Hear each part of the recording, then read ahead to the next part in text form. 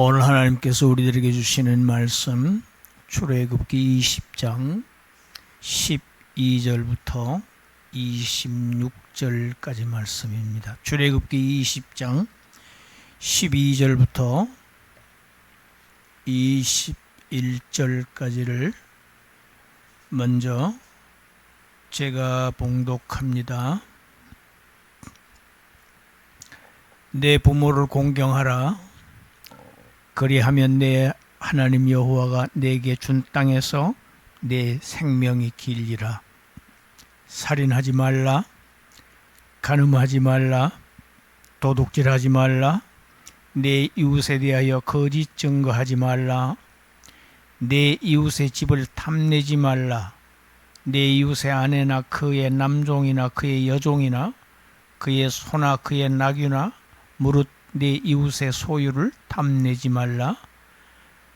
뭇 백성이 우레와 번개와 나팔 소리와 산의 연기를 본지라. 그들이 볼 때 떨며 멀리 서서 모세에게 이르되 당신이 우리에게 말씀하소서. 우리가 들으리이다. 하나님이 우리에게 말씀하시지 말게 하소서. 우리가 죽을까 하나이다. 모세가 백성에게 이르되 두려워하지 말라. 하나님이 임하시면 너희를 시험하고 너희를 경외하여 범죄하지 않게 하려 하심이니라. 백성은 멀리 서 있고 모세는 하나님이 계신 흑암으로 가까이 가니라. 22절을 함께 읽습니다. 여호와께서 모세에게 이르시되 너는 이스라엘 자손에게 이같이 이르라. 내가 하늘로부터 너희에게 말하는 것을 너희 스스로 보았으니 너희는 나를 비교서 은이나 금으로나 너희를 위하여 신상을 만들지 말고 내게 토단을 쌓고 그 위에 내 양과 소로 내 번제와 화목제를 드리라. 내가 내 이름을 기념하게 하는 모든 곳에서 내게 임하여 복을 주리라. 내가 내게 돌로 제단을 쌓거든 다듬은 돌로 쌓지 말라. 내가 정으로 그것을 쪼면 부정하게 함이니라. 너는 층계로 내 제단에 오르지 말라. 내 하체가 그 위에서 드러날까 함이니라. 아멘.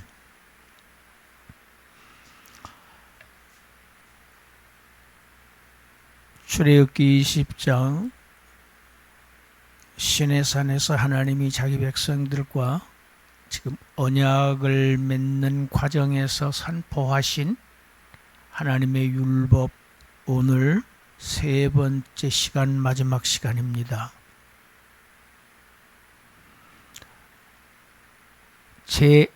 제5계명 같이 합시다. 내 부모를 공경하라. 내 부모를 공경하라. 그리하면 내 하나님 여호와가 내게 준 땅에서 내 생명이 길리라. 이 5계명부터는 인간관계, 사람과 사람들의 관계를 다루는 계명이라고 제가 설교를 했습니다. 인간관계에서 가장 기본적인 의미, 가장 그 의무 중에서 기본 중에서 기본이 되는 계명이 제5계명입니다.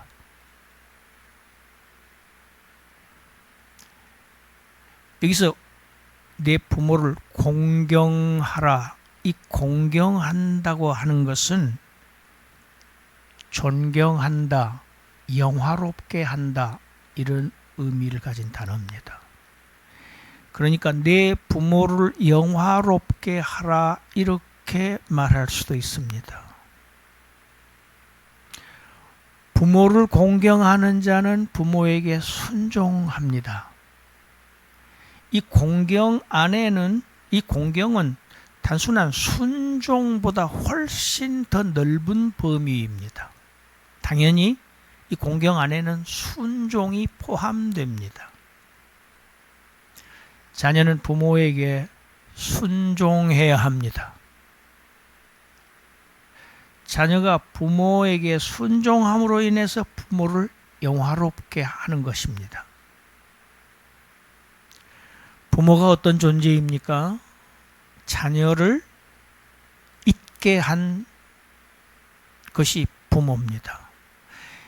이것은 하나님께서 사람을 존재하게 하신 그 원리와 똑같습니다.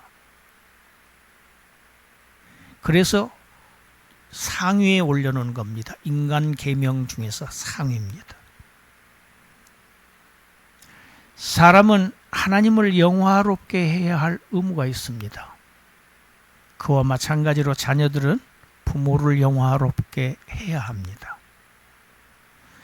이 영화롭게 한다, 부모를 기쁘게 하는 것입니다. 부모를 슬프게 하면 안 돼요. 부모를 기쁘게 하고, 그리고 부모를 늘 높인다는 뜻입니다. 존중해야 됩니다. 성경 많은 곳에서 이 부모를 공경하는 자에게 주실 복, 그리고 그 반대, 그렇지 않은 자녀에 대한 저주를 규정하고 있습니다.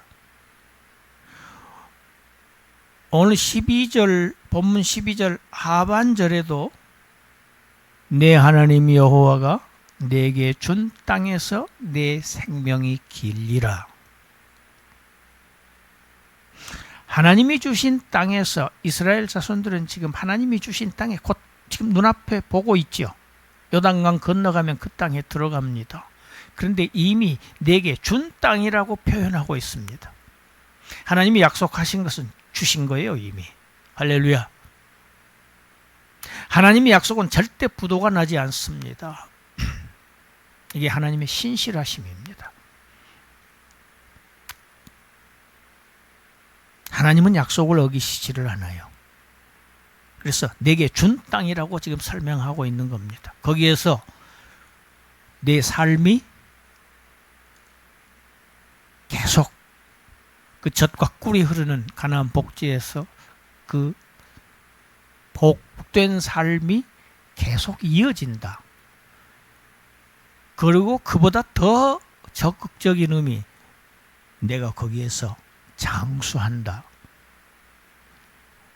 이 문자적으로 읽으면은 내 날들이 길리라. 너의 날들이, 생명의 날들, 우리 날들이 있죠. 오늘 또 하루 날입니다. 우리가 날을 살잖아요. 예.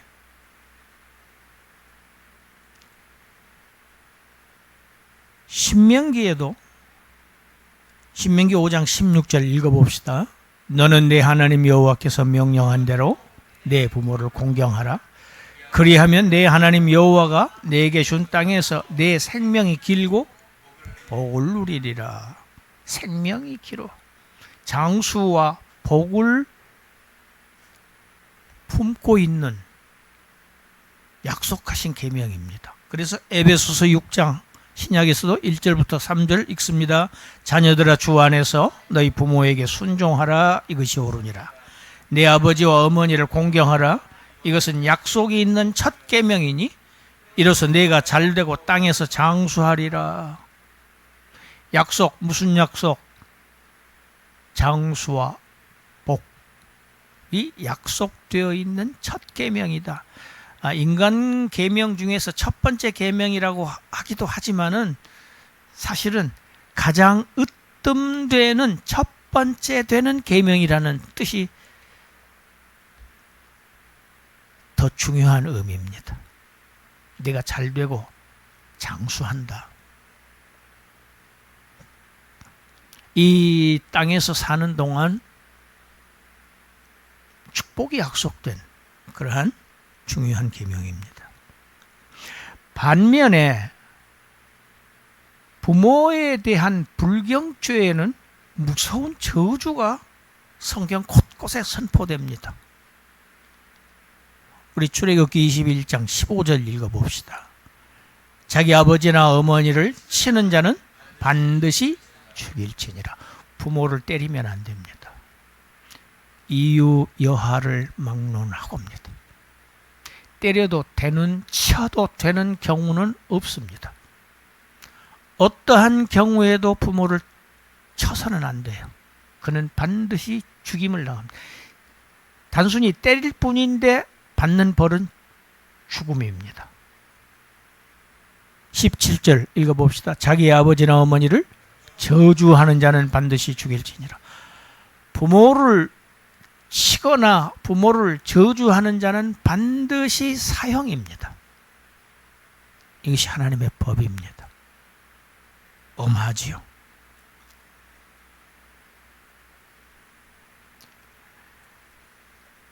부모는 이 세상에 이 우리 육신의 존재의 근거입니다. 부모를 무시하고 부모를 멸시하고 부모를 학대하는 것은 자기 자신에 대한 범죄일 뿐만 아니라 하나님에 대한 범죄입니다. 나를 있게 하신 하나님, 부모를 있게 하신 하나님, 매우 엄하게 벌하고 있습니다.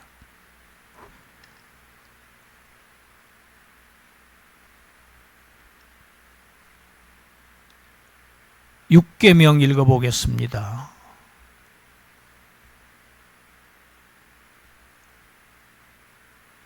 13절이지요? 같이 합시다. 살인하지 말라. 살인하지 말라. 살인하기 어렵습니다. 그런데 우리는 날마다 살인사건의 얘기를 뉴스를 듣고 있습니다. 옛날보다 훨씬 더 사람 죽이는 일이 아무렇지 않게 지금 일어나고 있습니다. 성경에 보면 최초의 살인자가 나옵니다. 아담의 아들, 맏아들 가인이 동생 아벨을 쳐서 죽이지요. 들로 나오라고 유인해서 들에서 아무도 없는 곳에서 죽입니다. 그 가인 하나님으로부터 무서운 저주를 받습니다. 사람의 생명은 하나님으로부터 온 것입니다. 사람의 생명 하나님이 주셨고, 사람은 다른 피조물과 다른 아주 특징이 있죠. 누구의 형상? 하나님 자신의 형상대로 하나님이 지으셨습니다. 그렇기 때문에 사람의 생명은 귀하게 여겨져야 합니다. 이것이 이 계명의 본 뜻입니다. 우리 창세기 9장 5, 6절을 보면 아주 정확하게 나옵니다. 읽습니다. 내가 반드시 너의 피 곧 생명의 피를 찾으리니 짐승이면 그 짐승에게서, 사람이나 사람의 형제면 그에게서 그의 생명을 찾으리라. 다른 사람의 피를 흘리면 그 사람의 피도 흘릴 것이니 이는 하나님이 자기 형상대로 사람을 지으셨기 때문이니라. 이성 없는 짐승이, 도덕적 존재가 아닌 짐승이 사람을 죽였어도 그 짐승조차도 쳐서 죽이라는 것이 계명입니다. 하물며 이성적인 존재, 도덕적인 존재가 하나님의 형상을, 하나님이 지으신 생명을 죽일 때는 반드시 하나님께서 그의 생명도 죽이신다는 뜻입니다. 이 계명에서 우리가 생각해야 될 점이 한 두 가지 있습니다. 몇 가지 있는데 한 두 가지만 생각해 보겠습니다. 사형제도입니다. 사형제도 나쁜 제도니까 없애야 된다고 많은 논란들이 있습니다. 우리나라도 지금 사형 언도는 하지만 집행을 하고 있지 않은 지가 지금 오래됐습니다. 많은 사형수들이 감옥에서 그냥 살고 있습니다. 국가의 세금으로 생명이 연장되고 있어요. 집행을 안 했거든요. 사형으로 사람이 교화가 되느냐? 인간은 그런 존재가 아니다. 오히려 그 안에서 범죄를 배워가지고 더 고도 기술이 더 아주 발전해서 나오는 경우도 있습니다. 교도소는 교화의 기능이 별로 없다. 맞습니다. 감옥을 살아가지고 사람이 교화되는 것은 교도의 기능 때문이 아니고, 교도소의 기능 때문이 아니고 하나님의 일반 은총 때문입니다. 할렐루야.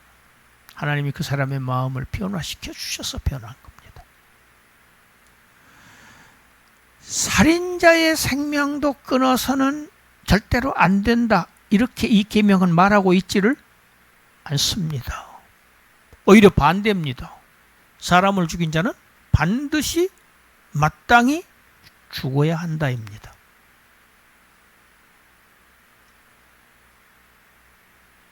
두 번째, 우리가 생각해야 될 것은 자살 문제입니다.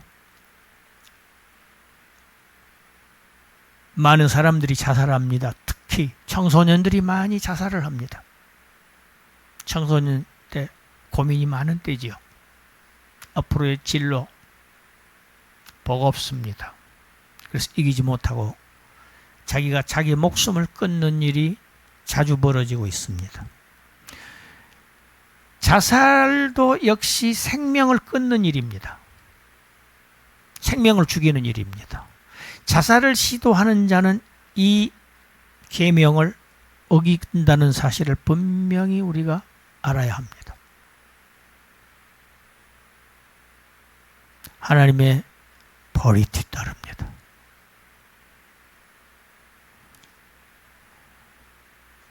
신약에 와서는 이 살인의 개념을 훨씬 더 강화시키고 엄격하게 다루고 있는 것을 우리가 압니다.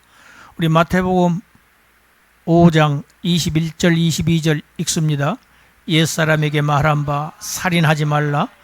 누구든지 살인하면 심판을 받게 되리라 하였다는 것을 너희가 들었으나 나는 너희에게 이르노니 형제에게 노하는 자마다 심판을 받게 되고 형제를 대하여 라가라 하는 자는 공회에 잡혀가게 되고 미련한 놈이라 하는 자는 지옥불에 들어가게 하리라. 아, 무섭습니다.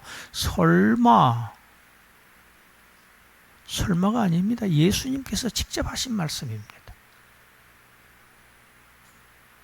화내는 것 조심해야 됩니다. 분노. 왜 그렇습니까? 분노는 살인으로 이어질 가능성이 많은, 그리고 사람을 무시하는 것. 이 라가라고 하는 자는 이 바보야, 이 멍청아, 이런 단어입니다. 미련한 놈이라. 아주 사람을 무시하는 거죠. 인격을 모독하는 것이지요. 이건 역시 살인으로 발전할 가능성이, 왜? 상대방을 아주 가볍게 여기는, 무가치한 존재로 여기기 때문입니다. 지옥불에 던져지리라. 또 있습니다. 요한일서 3장 15절 읽어봅시다. 그 형제를 미워하는 자마다 살인하는 자니 살인하는 자마다 영생이 그 속에 거하지 아니하는 것을. 미움은 살인으로 발전할 가능성이 많습니다. 신약에서는, 구약에서는 사람을 죽인다는 구체적인 행동, 행위를 규제하고 있지만 신약은 그렇지가 않습니다. 그 전 단계입니다. 내면, 마음에서 일어나고 있는 상태를 이미 정죄하는 것입니다. 똑같이 정죄하는 것입니다. 이게 율법입니다. 신약의 법입니다. 훨씬 더 강화되지요.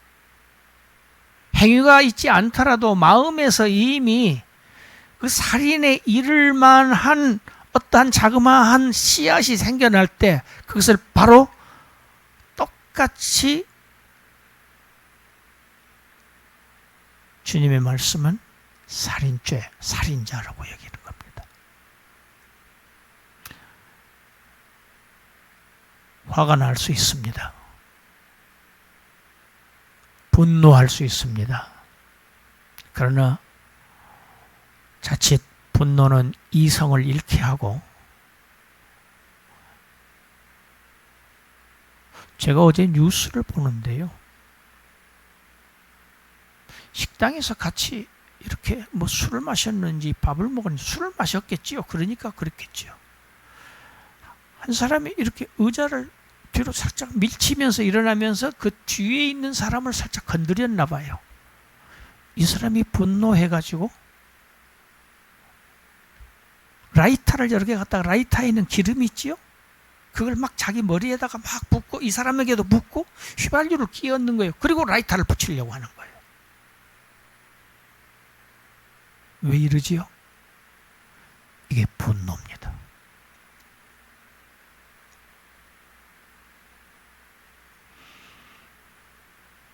신약에서는요, 하나님은 마음을 들여다보고 계세요. 행위가 있기 훨씬 전입니다. 그러니까 그 동기, 출발점을 정죄해야 합니다. 다음 14절 제7계명입니다. 같이 합시다. 간음하지 말라. 이 계명은 에덴 동산에서 하나님께서 제정하셨던 그 결혼 관계에 기초를 합니다. 예.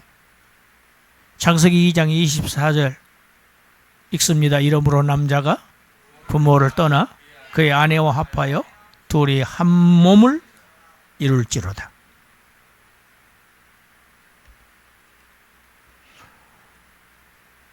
남자의 의무, 아내를 사랑하고 돌보아야 할 책임이 있습니다.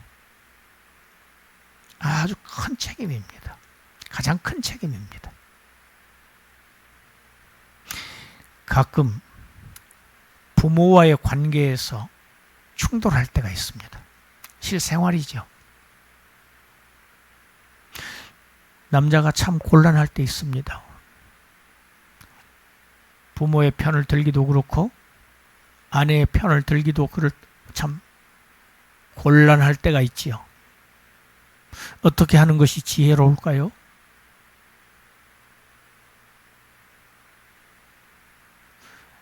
완전 중립지대가 좋을까요?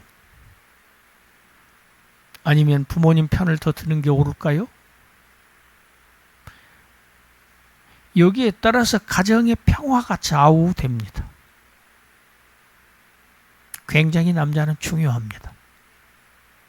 그런데 성경이 말하고 있는 것은 오늘 창세기 2장 24절을 다시 한번 읽어봅시다. 남자가 같이 합시다. 부모를 떠나.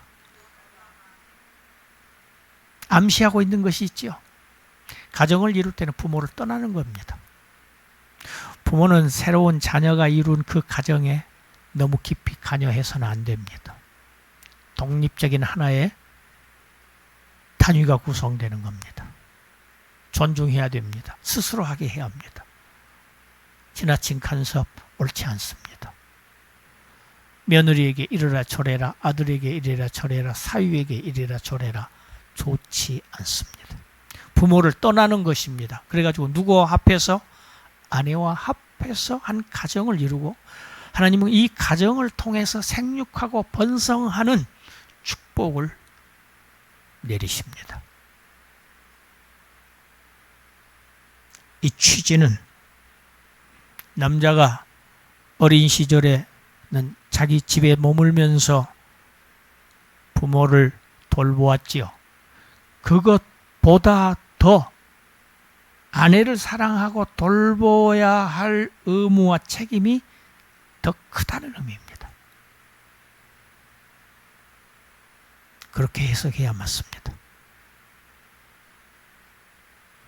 결혼은 언약이죠. 약속입니다. 약속은 양자를 함께 구속합니다. 서로 책임과 의무가 끝까지 이어지는 것이 결혼 관계입니다. 언약 관계입니다. 이 언약에 있어서 가장 중요한 것이 상호 신뢰입니다. 믿음이 있어야 합니다.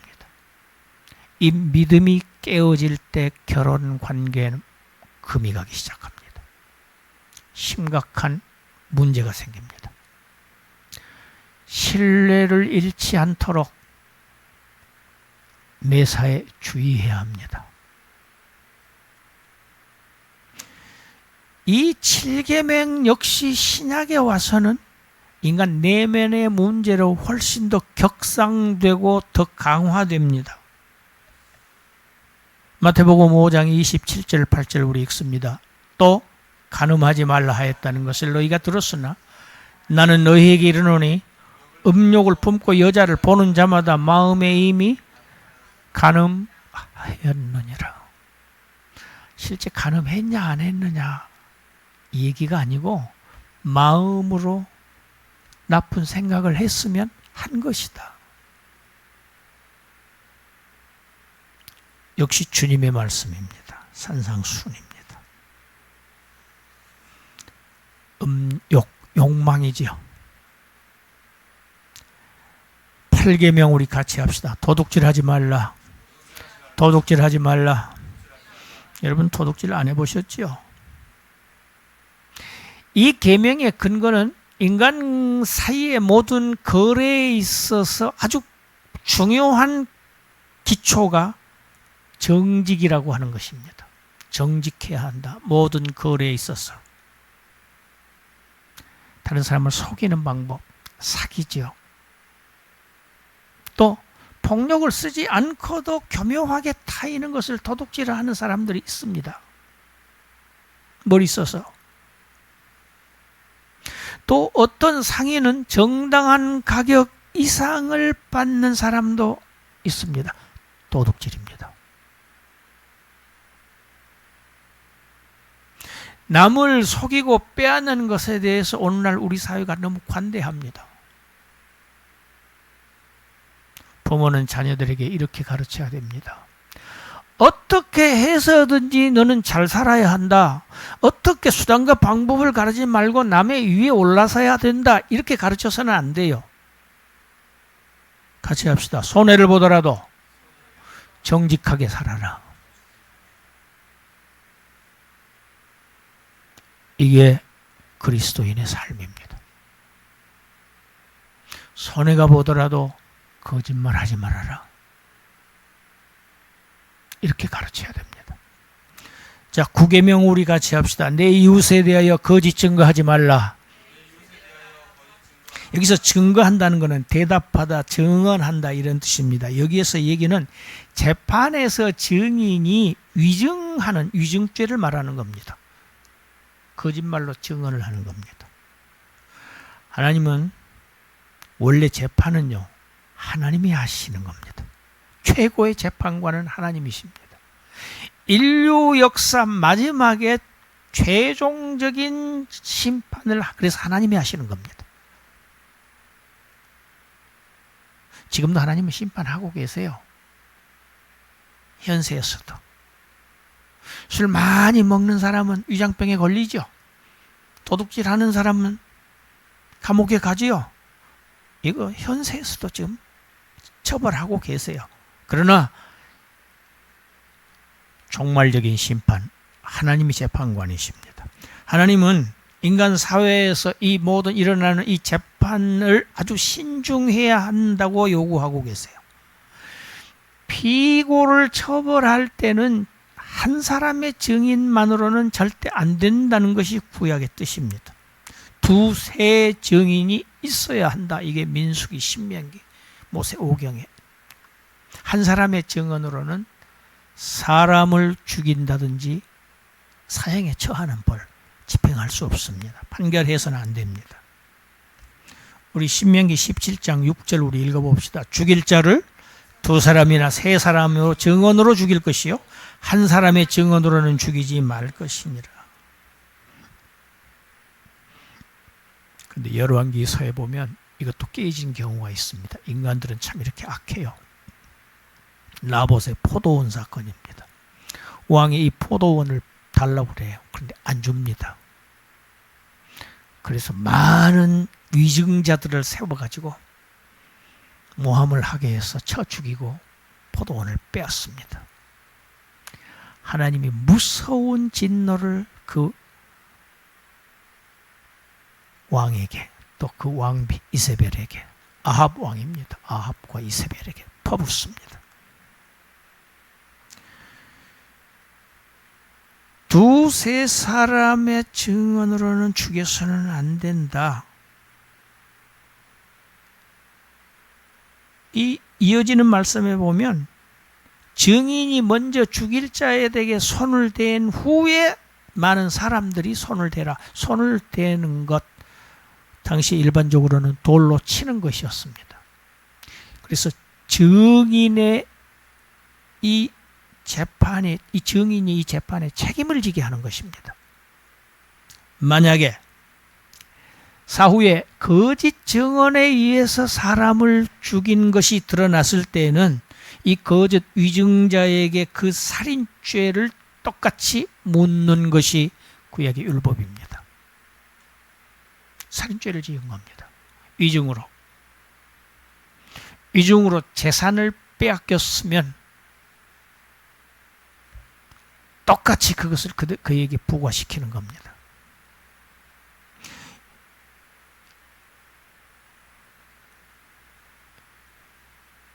오늘날 이웃에 대해 거짓 증언하지 말라.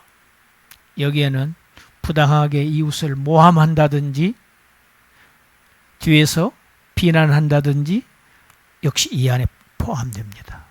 거짓 증언입니다.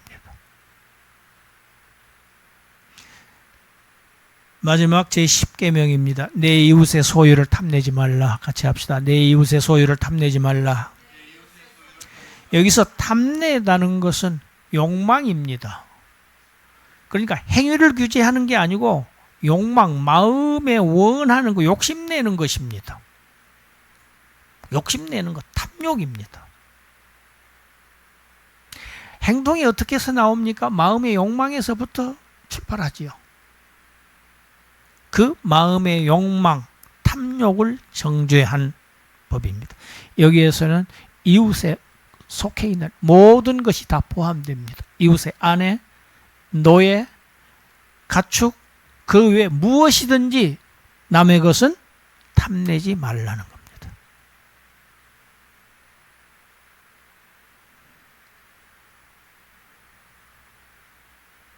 이렇게 해서 하나님께서 율법의 가장 기본이 되는 10가지 계명을 우레와 천둥 번개가 치고 시커먼 구름이 있는 산 정상에서 놀랄만한 큰 음성으로, 직접 음성으로 모세에게 이 계명을 반포하십니다.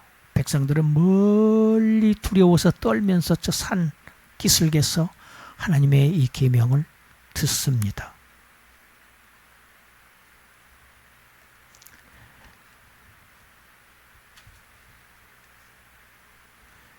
하나님은 왜 캄캄한 흑암 가운데서 십계명을 반포하시는가? 여러분, 이 흑암은 심판을 의미합니다. 이 율법을 어기는 자에게는 가차 없는 심판이 있다는 것을 지금 우리에게 암시하고 있는 것입니다. 백성들은 하나님의 그 심판, 우리가 이것을 잘 지킬 수 있을까? 자신들을 돌아보겠지요. 과거에 40년 동안 광야를 행진하면서 우리들은 과연 하나님의 법에, 하나님의 말씀에 잘 순종해 왔던가? 자신들이 없었을 것입니다. 앞으로 이 계명을 순종하지 못할 때는 우리는 무서운 저주를 받게 될 터인데, 멀리서 벌벌 떨면서 멀리 떨어져서 캄캄한 구름으로 휩싸인 산 정상을 바라볼 뿐이면서 들었습니다. 백성들이 모세에게 말했습니다. 하나님이 직접 우리에게 말씀하시면 우리가 죽을 겁니다. 그러니까 우리에게 직접 말하지 말게 하시고 당신이 듣고 우리에게 전해주세요. 모세는 드디어 백성들을 위해서 하나님 앞에 서야 합니다. 하나님을 대면해야 합니다. 모세는 하나님이 계신 흑암 속으로 들어갑니다. 왜 하나님은 흑암 속에 계시다고요? 하나님은 심판하시는 하나님입니다. 그리고 오늘 본문의 마지막 부분 22절 이하입니다. 십계명을 산 정상에서 아주 위험 가운데서 반포하신 하나님께서 십계명을 반포하시자마자 제단에 관한 규례를 정하십니다. 24절 이하지요. 토단을 쌓으라. 제단을 흙으로 쌓으라고 그러셨습니다. 그리고 그 제단 위에서 양과 소로 번제와 화목제를 드려라. 그러면 내가 내 이름을 둔 모든 곳에서 거기에 임해서 너희에게 복을 내리겠다.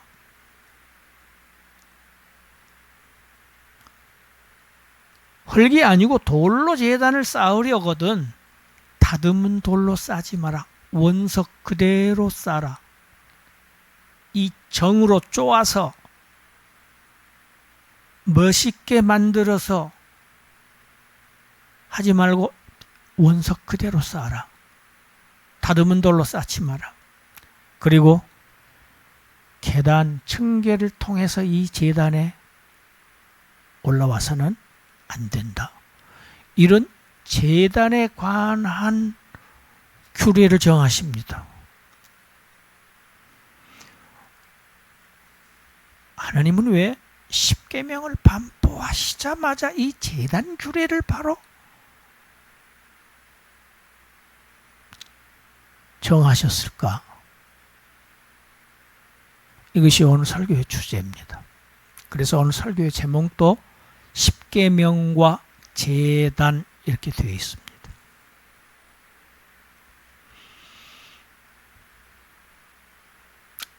오늘 세 주 연속해서 제가 십계명 강의를 했습니다. 들으신 여러분들 이 계명을 자신 있으십니까? 과거에 자신 있게 지켜오셨습니까? 이스라엘 백성들은 어떠했을까요?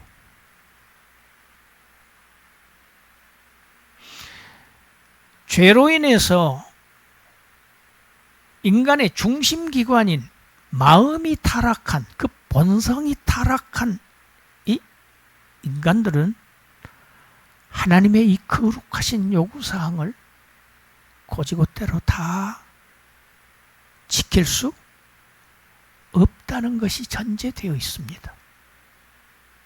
그것이 바로 제단이 문제입니다. 십계명을 발하자마자 제단 규례를 바로 세우신 뜻이 바로 여기에 있습니다. 하나님의 요구를 다 수용할 수 없는 본성상 타락한, 본성적으로 타락해버린 이 인생들을 향한 하나님의 은혜가 반드시 있어야만 할 것을, 그 은혜를 주실 것을 지금 말하신 겁니다. 죄인들은 하나님 앞에 바로 올라갈 수 없습니다. 이스라엘 백성들 하나님 앞에 서지를 못했어요. 멀리 떨어져서 두려워서 떨고 있었습니다. 죄인들은 하나님 앞에 오를 수가 없습니다. 죄인들이 하나님 앞에 도달하기 위해서는 한 중보자가 있어야 됩니다. 그것이 바로 제단입니다. 제단이 있어야 합니다. 하나의 제단이 꼭 세워져야 합니다. 그런데 이 제단을 지금 둘로 얘기하고 있습니다. 흙이지요, 토단이지요, 그리고 돌입니다. 여러분, 이 흙은 부서지지요.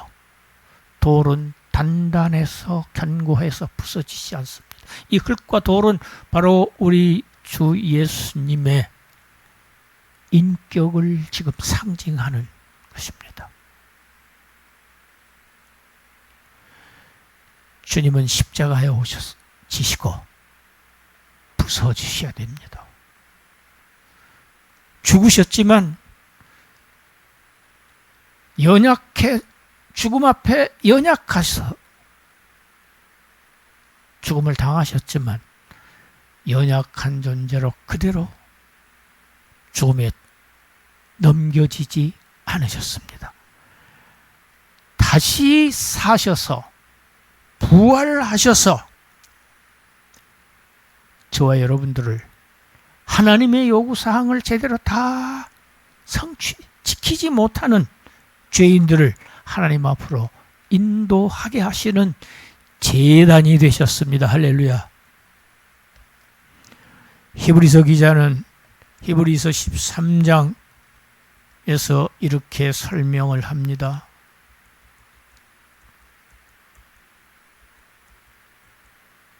히브리서 13장 10절 우리 같이 읽습니다.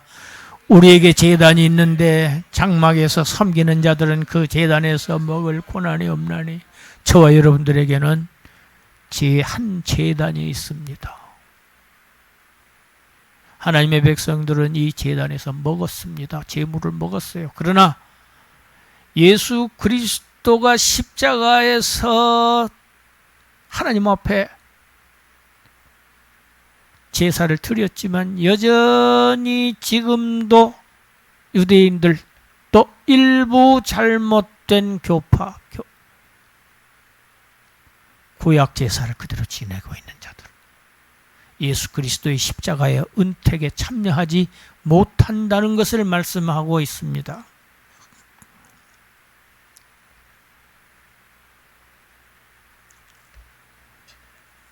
시편 103편 14절 같이 읽습니다. 이는 그가 우리의 체질을 하시며 우리가 단지 먼지뿐임을 기억하심이로다. 할렐루야.